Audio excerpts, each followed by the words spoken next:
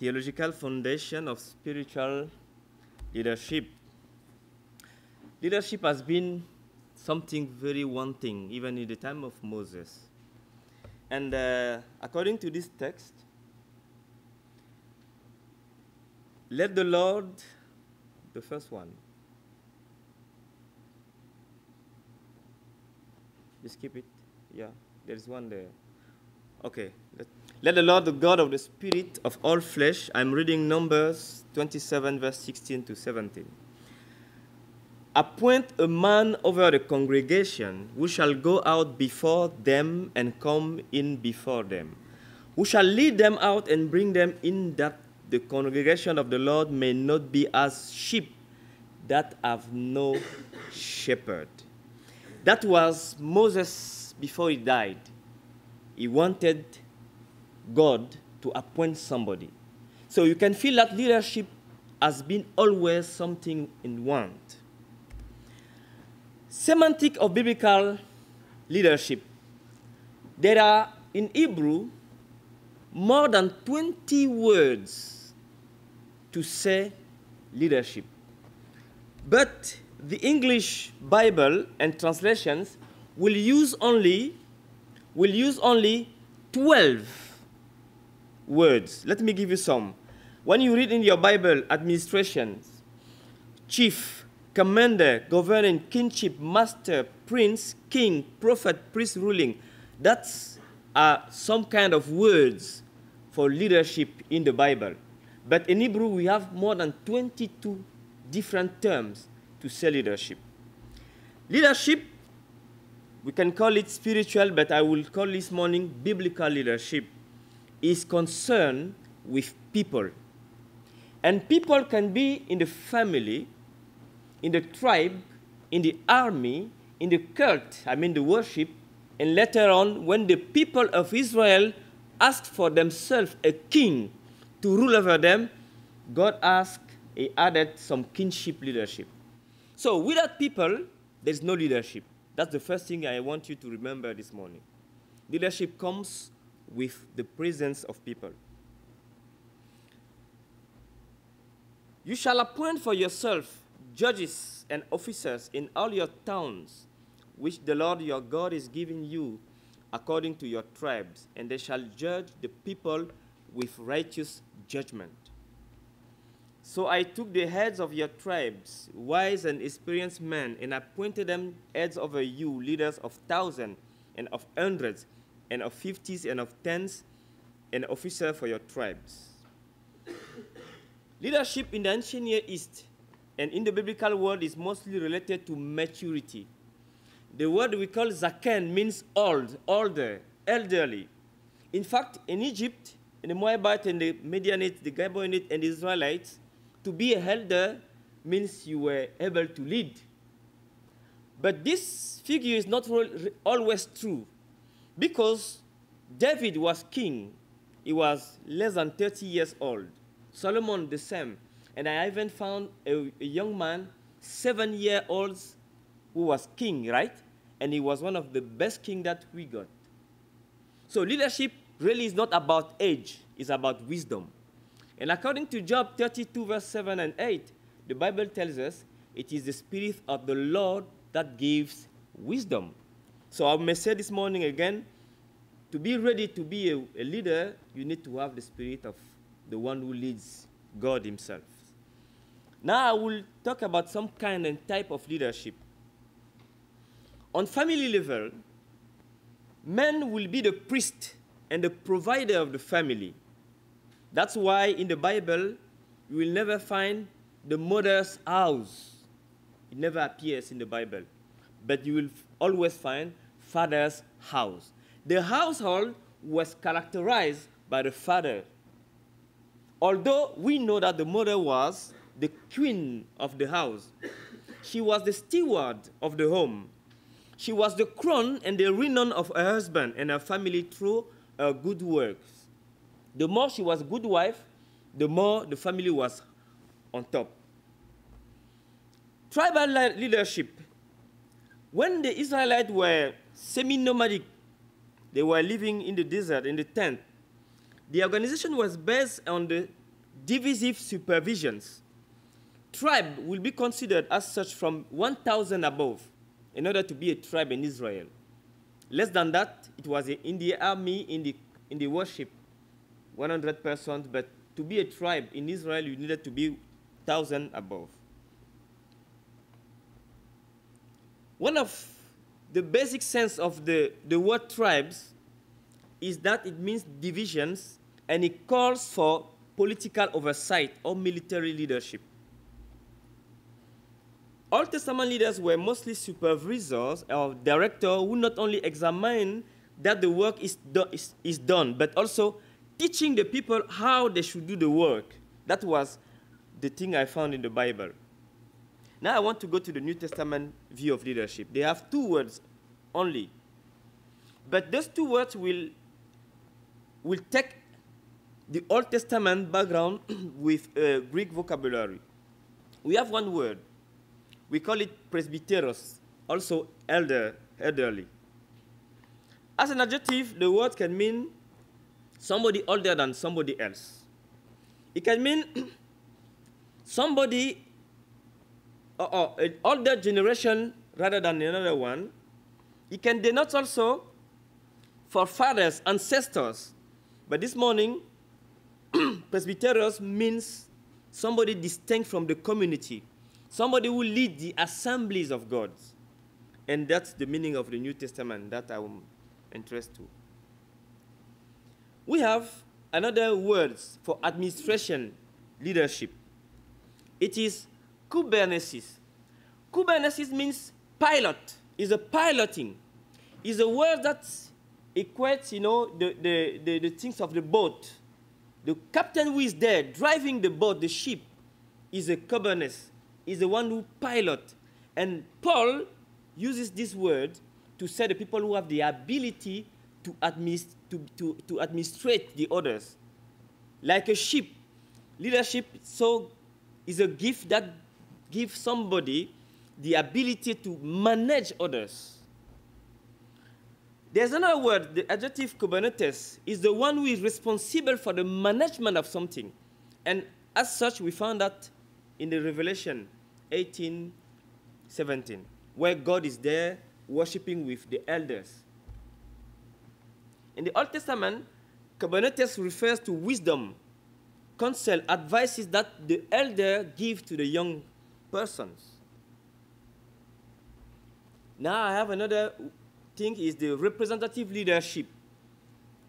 What do I mean by representative leadership? We have seen that there were divisions of 1,000, 100, and so on and so forth.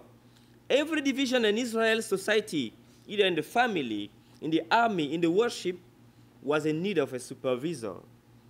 These levels of leadership were accountable to a higher authority. For example, the daughters and the sons will be accountable to the father. The wife will be accountable to the husband. I know in our modern time, people don't like that, but it's true. And the people were accountable to the king, and the king were accountable to God. Let me give you an example. A woman will give a vow to the Lord. He said, okay, I will give that money to God. The husband is not aware. When he comes, he said, I don't want that. The Bible tells us the vow is just negated because the husband didn't want. And the Bible tells us also in Deuteronomy that when the daughter is living in the father's house, under the responsibility of the father, when she makes a vow and the father says, I don't want it, even the vow is for God, God says, I don't accept the vow. So that's why there were accountability in the family, in the marriage, in the worship.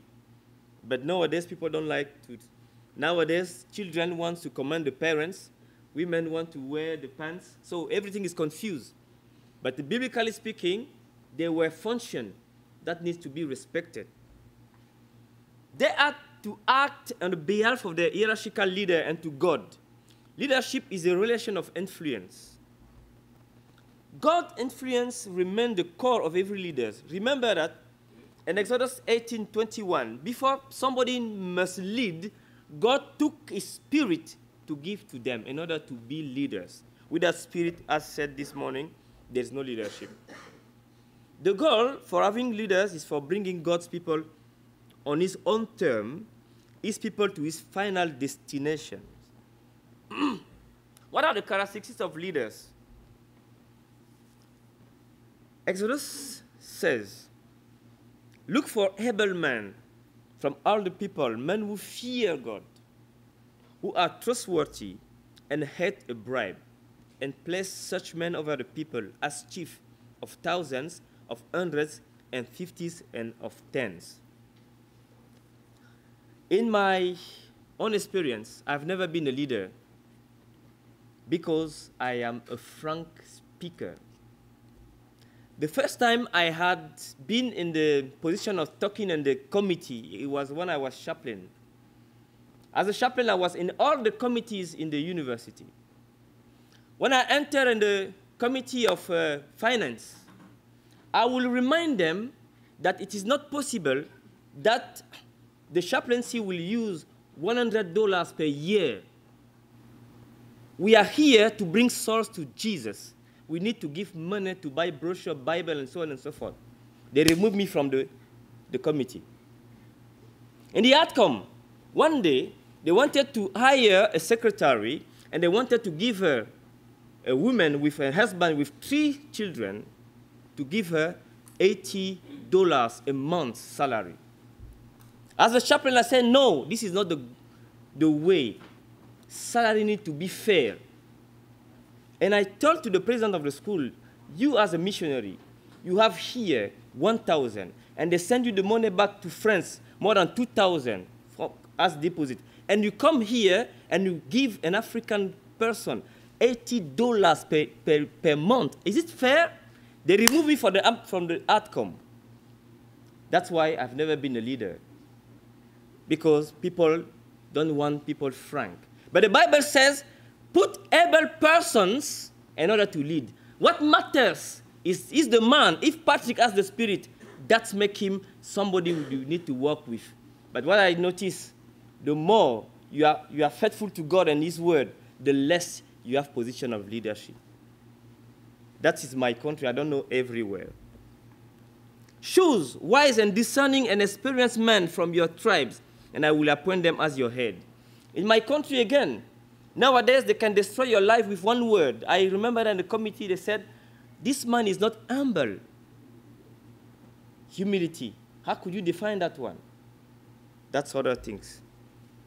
But select from among you, brethren, 7 men of good reputation, full of the Spirit and of wisdom, whom we may put in charge of this task. You know, the Lord has his own characteristic. We have our own to decide who is leaders. Now, I finish with this one. God's leadership does not require ability, wealth, or strength, as Zechariah puts it, not by might, not by power, but by my Spirit, says the Lord of hosts. The Lord is just wanting for people full of him. While a leader needs many skills to operate, only one thing is needed for God. That is, can be a spiritual person. That's the most wanting characteristic that the Lord needs. And to finish,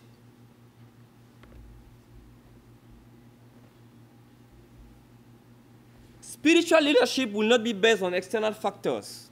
Because remember, the first king that chose based on external beauty was the King Saul. And as you know, he failed.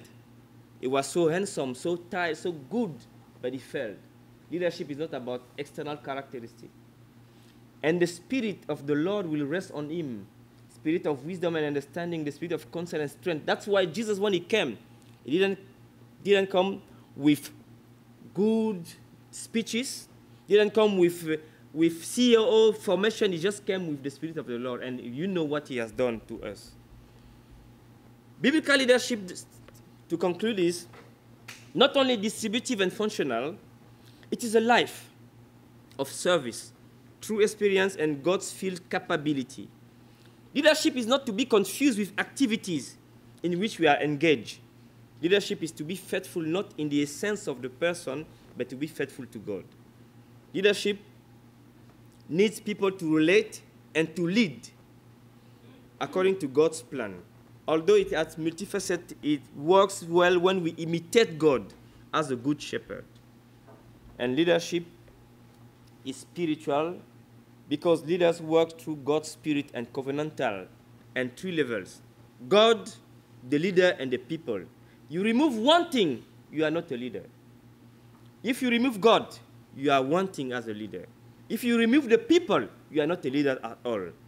Leadership, according to what I've read from the Bible, is a man who look upon the needed person and to do the work of God.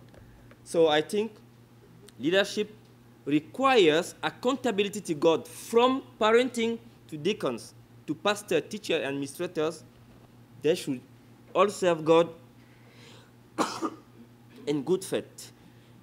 Thank you very much. I think I will stop there.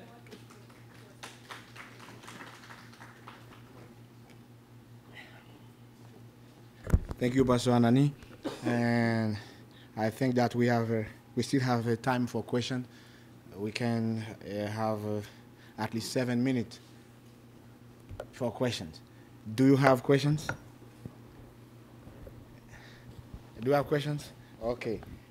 We start with you. Thank you for your presentation. Now, I just want to make sure that I understand what the point that you are making, Patrick. So the key characteristic of a leader is to have the Spirit of God. Yeah. So as Christians, Christianity is not possible without the Spirit of God. Yeah. Right? Yeah. So conclusion, can we say that we are all leaders? Yeah. So, can I answer the question? Yeah. So, okay, so that's one point. So if you answer that, then also think about who is then a leader, you know, because I'm confused. Yeah. Because if there's a leader, there should be followers and so forth. So can you put this all into perspective together? Yeah. You know, if all Christians supposed to have, you know, there's no Christianity without the Spirit of God.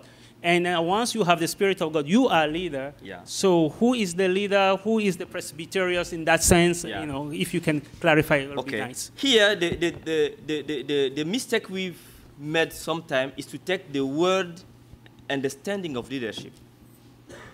Leadership is subdivided, as I showed, divisions. A deacon is in the subdivision of deaconesses and so on and so forth. And the sphere of deaconesses, you are a leader there. An elder, that's why, for example, in the Bible, you will never find an elder alone. They are elders, always. But now, as I said, spiritual leadership means to have the Spirit of God for a function. That's why God put spiritual gifts. And the spiritual gift that leads you to a function in the church. And now, leadership is not always somebody who is on top, but it's somebody who supervises the work. In that sense, we are all leaders. Maybe I see your fear. Maybe I need to clarify that one. When you have the Spirit, you are led and guided by God Himself for a function. And that level, you are leaders. But now, if you take the definition of leader on top, it's not what I have here. Because what I notice, every time God calls people, He fills them first. In the Old Testament, the Spirit was not given to all the people, only few people. But in the New Testament, the image changes. God now sent universally the Spirit on every one of us. That's why we are all priests for the government of God. And in a sense, I believe that we are all leaders. I believe that. And based on what? On spiritual gift. Because it's the spiritual gift who allot you in the position, in the work, and the function. That's where I see things.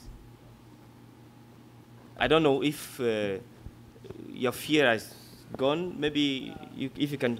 Yeah, I don't think that is complete. I don't think that is completely clarified. Yeah.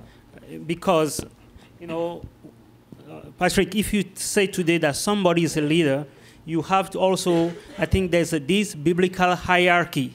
You know, God appoints some people, first, and then you know, So how will you link all these things? I agree that, you know, we have a spiritual gift. Yeah. So how will you, if you can clarify it more.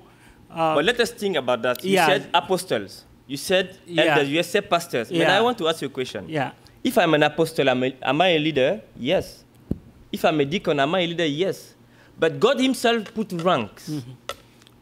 But the ranks does not, they do not remove me that to be a leader on my function. Okay. So maybe what I will suggest in your paper, if you can clarify that aspect, if you can take space and show clearly that, look, hierarchy and leadership is, they are not incompatible. They are not incompatible. Okay, I think it will make it stronger in that aspect. I think that will be the contribution that you can make, especially in the New Testament aspect of leadership.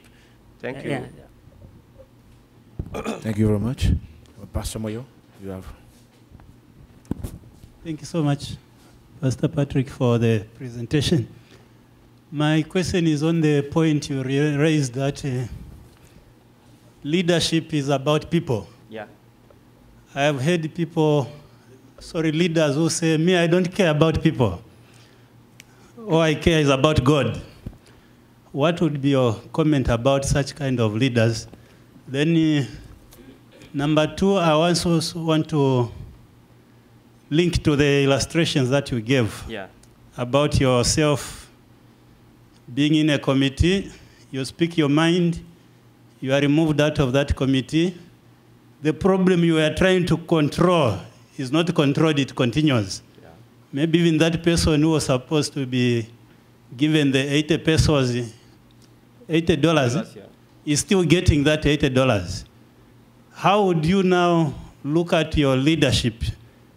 Are there certain things you could have done differently that could have helped that person? Since leadership is not all about you, but about the people, like that person you are supposed to help. Then the last point, talking about leadership in Africa, I don't know, from my observation, what I seem to see is that there is a way leadership even in a nation affects leaders even in the church. The church, yeah. If in the nation there's dictatorship, you find that even in the church, there's that kind of dictatorship type of leadership even within the church.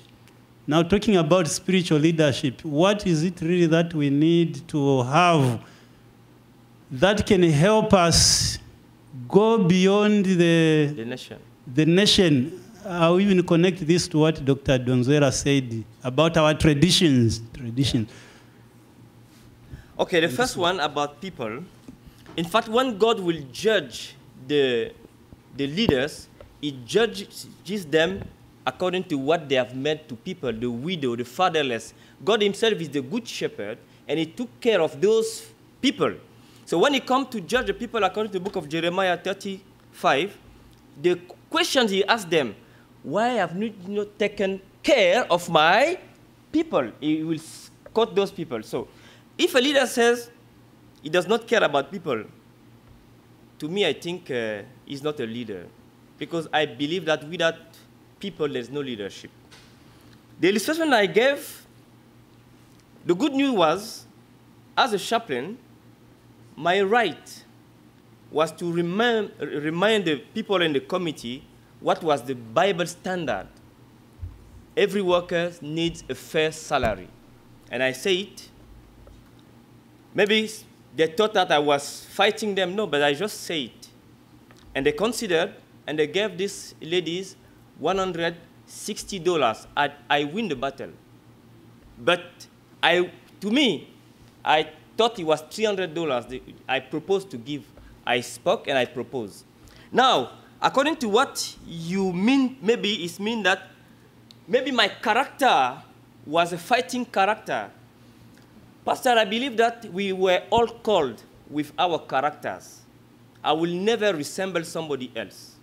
In my heart is the most important thing. When I speak, I don't have hatred. I have love. But I don't like sin or when they put people down. And I say it. without disrespect, even you can be a president, but that does not mean that you should put me away. Because since I show respect to you, and I show respect to God and His Word, we are both together. But what I notice, Patrick, they never like me in the sphere of decision because I don't pay attention to the boss. I just respect God and His Word. That's how I am, and I think when God will come, He will ask me, Patrick, were you in this committee? I say yes. Why didn't speak? It's the way I think. So every time I speak, I'm not doing politics with good. What is good. But there are other people that think that to do good, they need to go, Patrick, you know, you are a good president. I like the way you speak. Can you help? I don't do that. It's not my duty. I'm not there to please people, but to please God. And this brought me a lot of trouble, but also a lot of successes. So I just continue that way because I see how things has been changed. So I think this one is personal. We work according to our, characters, and I will not change mine because I think it's the way God made me. Thank you. We have 2 more questions. Please be brief. Brief. So brief. We have one question with Fanfan, and after that with our president. Thank you very much. I want to come back to the concept from the beginning, the semantic definition of the leadership. Yeah. Okay, I will not stay in the Old Testament because you gave a broad definition of more than 12 terms, but I want to go to the scope of the New Testament. In the New Testament, you view 2 points, the Presbyterian and the Cabernesis as the 2 main points that define the leadership in the New Testament. And you define the first one as fitting only in the, in the office of the church. Yeah. And the second one, in the administration. Yeah. I don't know if I get to very well. Okay, but your conclusion is that with the Spirit of God, all of us, we are called to be leader. Mm-hmm. So I will ask you my question, don't you think there are some people who are made to fit only in the leadership inside a church, but they cannot fit the leadership in the administration? Yeah, because the principle in the world administration is not the same as in the church. And usually, me, for example, when I was in the world, I was a worldly businessman, very successful. A nightclub boss, I work all my life in doing business. When I come to the church, the Lord has never taken me to put in a leadership position because the way I operate in the world was different. In the world, you need to win. There's no win-win situation. You are the winner, and you can kill in order to win. So we have this background. When I came to the church, the Lord has just put me in the pastorship and the teaching, and I believe that it's good for me. So there are Christians, when they cross to do business in the world, sometimes they cannot make it because the principles are different. So Kubernetes is a gift of administration. That means that you have this gift to manage people, to care about them, and to take decisions on their behalf. Mrs. Watt says, when you err in the side of mercy. But what I see, again in Africa, because I want to be there, more specifically in my union, people usually take decisions on the side of the disadvantage of people. The policies is taken for themselves. But when it comes to gain for others, they say there is no money. It's the way I see things working. I think this is not a good administrative skills. Okay. Now, the other word, I think I answer this one, spiritual gift. Take account of all the gifts that can enter. But on top of that, there are apostles, there are pastors, doctors, there are elders. So there is hierarchy, as he said. But I think I need to work out how I can fit the two, because really I didn't think about that. Thank you. Thank you. The last question. Thank you very much. My question is based on the point spiritual leadership requiring accountability to God. And the emphasis is on the first part, spiritual leadership. In the New Testament, and certainly so in the Old, we find it's God who always initiates the choice of a particular leader. He may tell a church, set apart for me, and the church will carry out that. So clearly then, it makes the leader responsible to to the choosing power, in this case, God. Yeah. What is your comment in the present setting today, where we see that the responsibility to choose leaders is more in the hands of the people? The voice of God is not as clear, so to say, as it is in the New Testament, set apart for me. And so, don't you think this could be the reason for the dichotomy that we see when it comes to whom I owe my allegiance? To the authority that appoints me, in this case, the people. And hence, couldn't it be the reason why we see the church in Africa, leaders, for example, thank you, that they fail to stand to principle because they know the session is near. And if they do not say what the people want, then their days are numbered in office. What is your comment? My comment is, Adolf Hitler, as you know it, was the president of the Third Reich on 121 voices against 120 voices. It means that one person brought the Second War and what Hitler has done. When I raise my hands to elect a pastor, I need to do it according to God's appointed characteristic. For example, 1 Timothy 3, it says, to be an elder, it gives 13 characteristics. You need to be that good, a good father, you need to hold his family. There are characteristics. But sometimes we go against the characteristic and we elect people. And what is happening is that we, as a people, we are paying the price. That's what I think. And the other comment I want to say is voting is biblical. According to the book of Apostles, they vote is biblical.